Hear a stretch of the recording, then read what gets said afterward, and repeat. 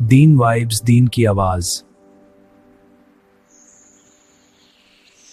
کہ قرآن مجید کی آیت ہے سلام علی نوح فی العالمین۔ جو بندہ رات کے وقت اس آیت کو پڑھ لے تو اللہ تعالیٰ اس کو موذی چیزوں سے محفوظ فرما لیتے ہیں۔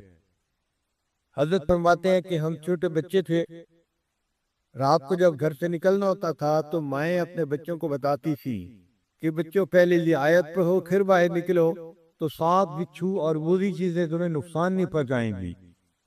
تو حضرت فرماتے تھے ہم ان کو پڑھا کرتے تھے اور ہمیں چیزوں کا نقصان نہیں ہوتا تھا۔ اس آیت کے عجیب اثرات ہم نے اپنی زندگی میں دیکھے ہیں۔ اگر آدمی کسی بھی موذی چیز سے بچنا چاہے اس آیت کو پڑھ لے، اللہ تعالیٰ حفاظت فرما دیتے ہیں۔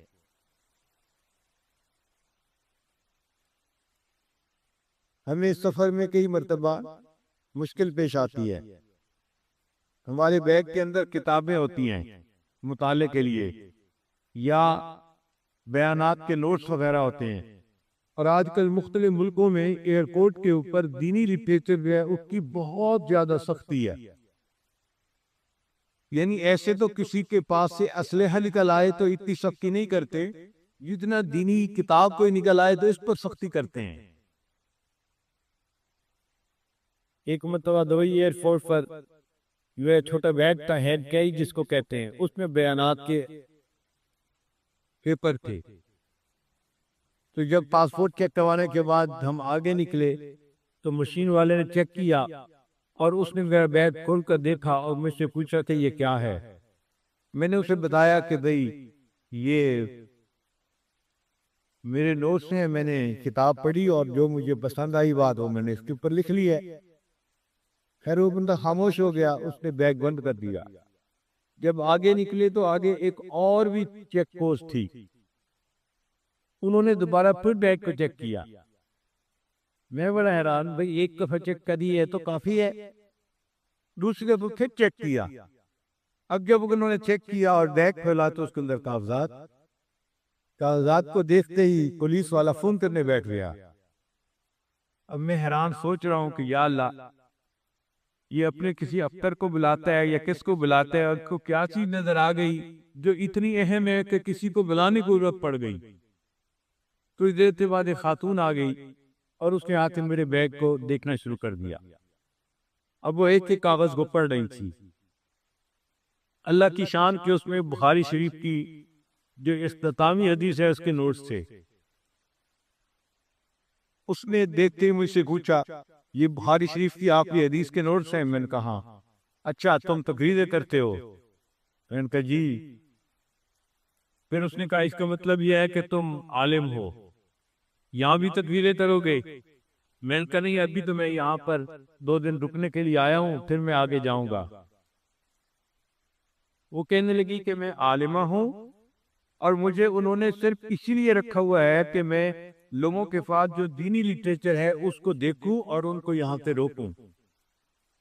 پھر اس نے میرے سارے نوٹس دیکھے، ان کے عنوان پڑھے، تو مجھے کہنے لگے کہ آپ کسی پاک خاص فقہ کے اوپر تقریریں کرتے ہیں؟ میں نے کہا نہیں، میں مسائل کے بارے میں تقاریر نہیں کرتا، میں اصلاحی تقاریر کرتا ہوں۔ تو اللہ نے اس کے دل میں نرمی ڈال دی۔ وہ مجھے کہنے لگی کہ آپ اپنے بیگ کے اندر کاغذات نہ لے کے چلا کریں، آپ تو کسی دن ایئرپورٹ پہ روک لیا جائے گا اور آپ کو جو ہے مشکل میں پڑ جائیں گے آپ۔ اب ہمیں فکر لاحق ہوئی کہ یا اللہ، یہ تو روز کا معاملہ ہے، کریں تو کیا کریں؟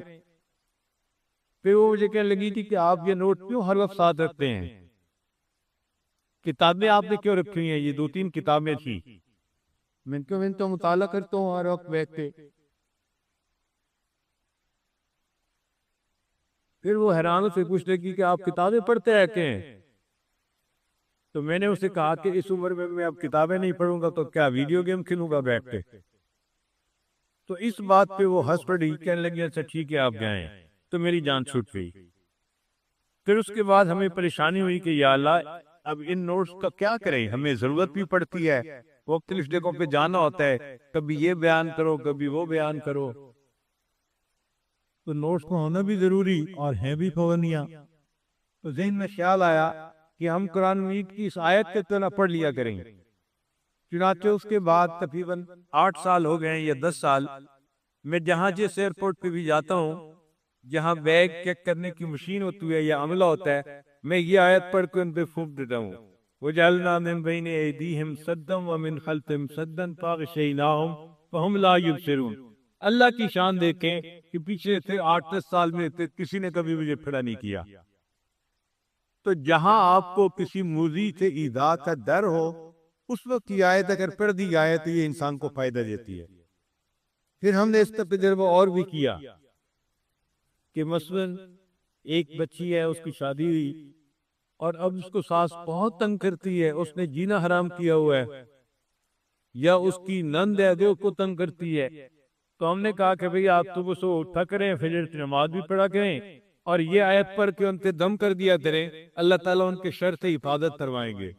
ہم نے جتنے بندوں کو یہ بات بتائی، 100% اس کا نتیجہ پایا، ہر بندے نے تھا، اللہ نے ہمیں ان کے شر سے نجات عطا فرما دی۔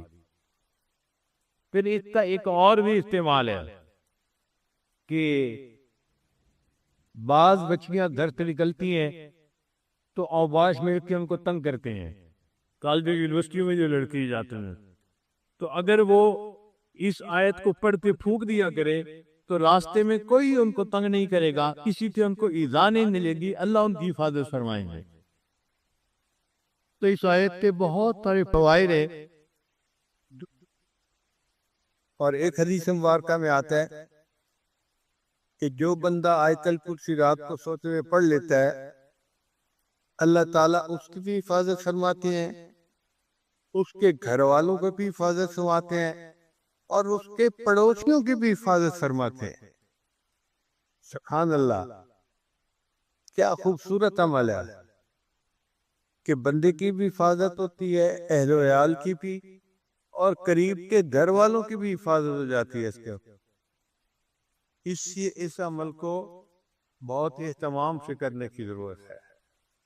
نبی اسلام نے ایک عمل بتایا کہ جو شخص صبح کے وقت 3 مرتبہ بسم اللہ پڑھ لے، بسم اللہ الرحمن الرحیم، بسم اللہ الرحمن الرحیم، اب یہ کتنا چھوٹا سا عمل ہے، جو شخص صبح کے وقت پڑھ لے، شام تک کوئی حادثہ یا کوئی اس کو مصیبت نہیں پہنچ سکتی، اور اگر شام کے وقت پڑھ لے گا تو صبح تک اس کو کوئی مصیبت نہیں پہنچے گی۔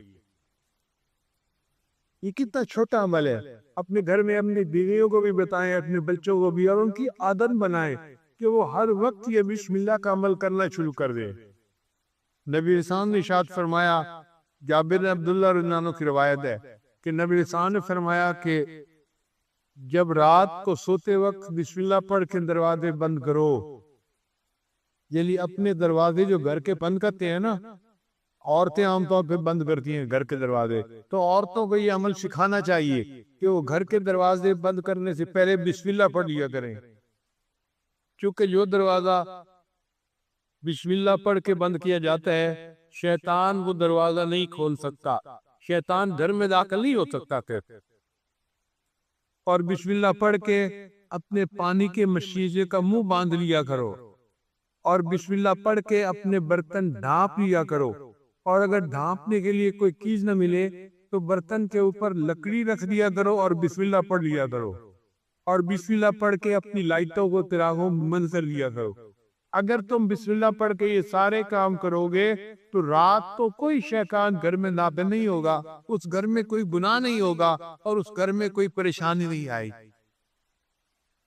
آج دیکھیے بسم اللہ نہیں پڑھتے تو ہمارے گھروں میں دن رات گناہ ہو رہے ہوتے ہیں۔